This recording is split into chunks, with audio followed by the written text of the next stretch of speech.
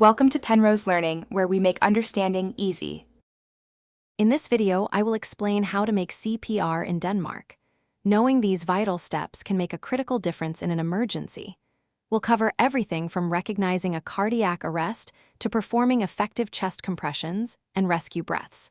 This guide is designed to be clear and easy to follow, ensuring you feel more confident and prepared to act when it matters most.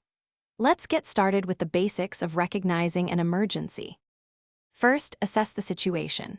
If someone is unresponsive and not breathing normally, or not breathing at all, they may be in cardiac arrest. Your immediate next step is to call 112, which is the emergency number in Denmark for ambulance, fire, and police services. Clearly state what has happened and provide your precise location to ensure help arrives as quickly as possible. Stay calm and follow the operator's instructions. Once emergency services are alerted, begin chest compressions. Place the heel of one hand in the center of the person's chest, then place your other hand on top, interlocking your fingers. Press down firmly, compressing the chest between 5 and 6 centimeters deep. Aim for a rate of 100 to 120 compressions per minute, ensuring the chest fully recoils after each press. Keep your arms straight and use your body weight. After 30 chest compressions, give 2 rescue breaths.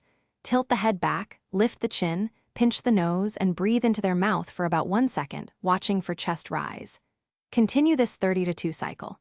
If an AED is available, turn it on and follow its voice prompts. Early defibrillation can significantly increase survival rates. Remember to check the description for a link to the Shark AI Ultra Robot Vacuum and other great deals. Thanks for watching. If this was helpful, leave a like and consider subscribing. See you next time.